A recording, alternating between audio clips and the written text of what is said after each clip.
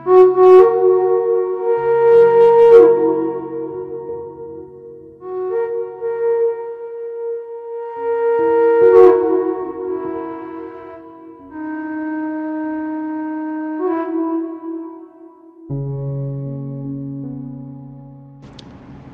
जय श्री राधे सभी को।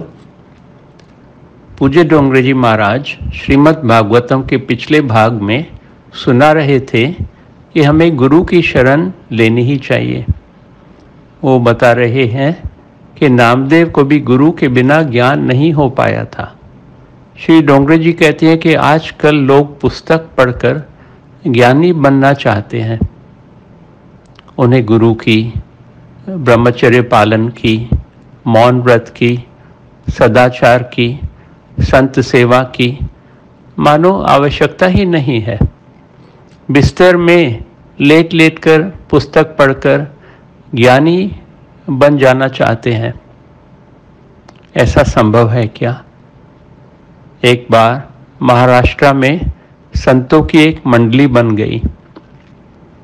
मुक्ताबाई ने गौरव कुमार से कहा कि आप इन संतों की परीक्षा करें। गौरव कुमार सभी के सिर पर एक एक चपाट लगाकर परीक्षा करने लगे। उसने नामदेव के मस्तक पर भी चपाट लगाई। नामदेव ने कुछ कहा तो नहीं, किंतु उनको अच्छा नहीं लगा। नामदेव को अभिमान था कि मैं भगवान का प्यारा हूँ। भगवान नामदेव से बातें भी करते थे। गौरव कुमार ने अपना निर्णय सुनाया। सभी संत पक्के हैं, सिर्फ नामदेव अभी कच्चे हैं। यह सुनकर नामदेव ने कहा, तुम्हारा सिर ही कच्चा है, तुम्हें शिक्षा की आवश्यकता है। फिर नामदेव जी विठलनाथ जी के पास जाकर यह सारी घटना सुनाई। विठलनाथ जी ने कहा, नामदेव, यदि मुक्ताबाई और गौरव कुमार कहते हैं कि तेरा सर कच्चा है तो अवश्य तू कच्चा ही होगा। नामदेव, तुझे अभी सर्वव्यापक ब्रह्म के स्वरूप का अनुभव ही नहीं हुआ है। इसका कारण यह है कि तूने अब तक किसी सद्गुरु का आश्रय नहीं लिया है। तू मंगल वेदा में रहने वाले मेरे भक्त विसोबा खेचर के पास जा, वह तुझे ज्ञान देगा। नामदेव उन्हें ढूंढते हुए शिव मंदिर में पहुंचे और देखा तो विसोबा जी शिवलिंग पर पांव रखे हुए सोए हुए हैं। विसोबा जी को पहले से ही पता था कि नामदेव आ रहे हैं, इसलिए उन्हें शिक्षा देने के लिए शिवलिंग पर पांव पसार कर सोए हुए थे।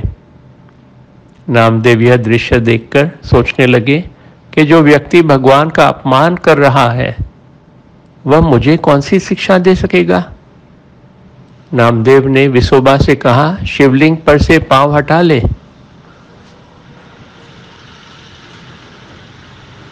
विसोबा जी ने कहा, तू मेरा पांव उठाकर किसी ऐसे स्थान पर या ऐसी दिशा में रख दे कि जहां शंकर का अस्तित्व ना हो। नामदेव विसोबा जी के पांव इधर उधर करने लगे, किंतु वे जहां भी विसोबा के पांव रखते वहीं पर शिवलिंग प्रकट हो जाता और इस प्रकार सारा मंदिर शिवलिंग से भर गया। नामदेव यह देखकर आश्चर्य में डूब गए। विसोबा जी ने उनसे कहा, तू वास्तव में अभी कच्चा है। सभी स्थानों में तू अभी भी ईश्वर का दर्शन नहीं कर सकता, नहीं कर पा रहा है। विश्व में भगवान सूक्ष्म रूप से हर जगह व्याप्त है। तू सभी जड़ चेतन में, सभी जीवों में ईश्वर का दर्शन कर। इस प्रकार जब भक्त को ज्ञान का साथ मिला, जब भक्ति को ज्ञान का साथ मिला, तो नामदेव सभी में और हर जगह में ईश्वर का दर्शन करने लगे। यह शिक्षा हम सबके लिए भी बहुत ज़रूरी है।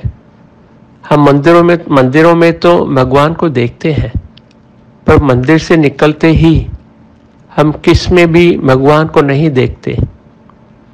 मंदिर के बाहर तो क्या, मंदिर के अंदर ही किसी की भूल से ठोकर लग जाती है तो हम उसे बुरी नज़र से देखते हैं, है ना।